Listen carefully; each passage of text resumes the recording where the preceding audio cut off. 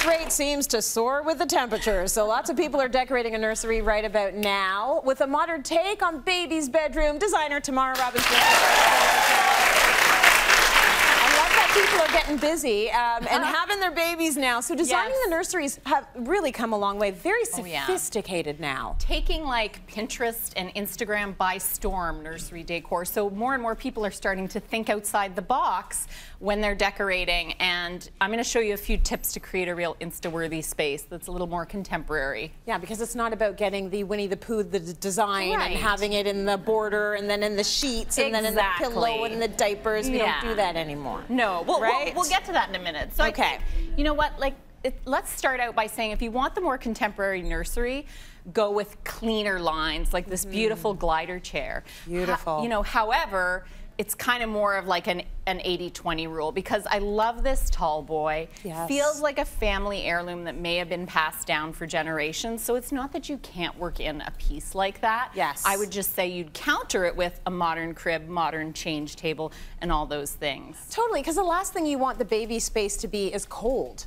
You want that personality in that space as well. So, and this is a great way to do it. And it's new. It's not a family heirloom. It's not an heirloom, but whatever. It looks like that. Just bought it. Yeah. And then the palette, obviously, we're not limited. We're not thinking about pink for girls and blue for boys anymore. It's not that we don't have color or pink and blue, but this palette's really grounded in neutrals. So it's the black and white and gray, and then you're bringing in little hits, right? So that it gives it a bit more longevity. Absolutely. And actually, like my husband was joking about this, but like black is the easiest way to bring in just a little bit of edge to the space. It doesn't have to be a wall treatment like what we've done with paint. It can just be a few of those accessories to ground it and make it, you know, a little bit more contemporary. And that is controversial, I would say, for older parents, because you never used to put black on a baby. Yes. Never mind having black walls in the nursery. Yes. But it's what's happening right now, and it does really, it anchors the space. It anchors adult space, it anchors the baby space. And, you know,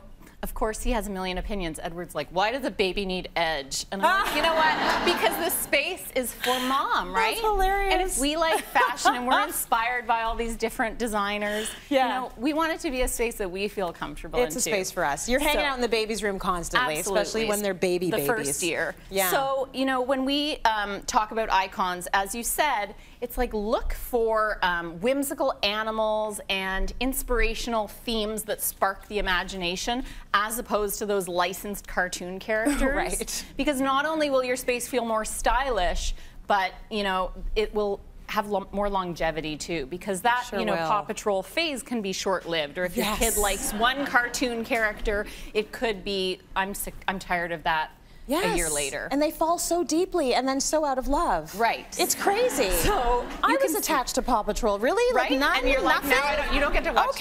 You can come over to my house and watch Paw Patrol. But you can see a lot of these super cute animals and unicorns. And this throw is a great example. I love this little throw with stars and clouds. So obviously we still want to be playful. It's a space for a kid. It's how are you bringing through that whimsy? Playful and soft. I mean, look at the beautiful texture of the rug. You know, you're spending a lot of time on the ground. The baby's having tummy time. Everything here is beautiful to the touch as well. This little furniture is stunning. Really important. And again, like we've got this Moroccan rug, nubbly poof, lots of blankets and throws. I think what's funny now is that, you know, stuffies have become decor, right? So you think that it used to just be for your baby to snuggle with or your kid to snuggle with, but it looks beautiful in the space as well. Absolutely. And then, you know, the storage too. I mean, I love that we've got little tassels. Again, that's a great example of how to make it playful and fun for a baby or a toddler, but it's still stylish. And you don't have to, you know, break the bank on accessories that are kind of beyond basic. Like these little totes are $15, so you can still, you know, bring those style elements through. Well, one thing you need, no matter if it's a kid space or an adult space, is storage. So why not make sure they look good and they're functional at the same time, right? Stash it away. Yeah. And then when you're shopping for accessories, like, you know, think outside the box beyond what's typical for baby, or even shopping in a baby department. We brought in a really contemporary lamp a trendy cactus bookend. Like some of those, you know, will last a little bit longer, make the space feel fresh. I love these wall hooks, which are really practical, but also to me that has longevity. Like she might want to, little baby might take that with her when she goes off to university. Aww, you know? She might. And at some point they're going to be able to hang up their own stuff. So I like the fact that you hung that nice and low. Keep it reachable. Keep it reachable. Yeah. And then finally, if you're looking for decor ideas, there's nothing like using their little baby shoes to help decorate the space. You don't want to get rid of this stuff. I mean, I don't anyways. I'm such a pack rat. I think they're the cutest. Yeah. So nice. So if you were loving everything here, Tamara, you brought everything in from HomeSense today.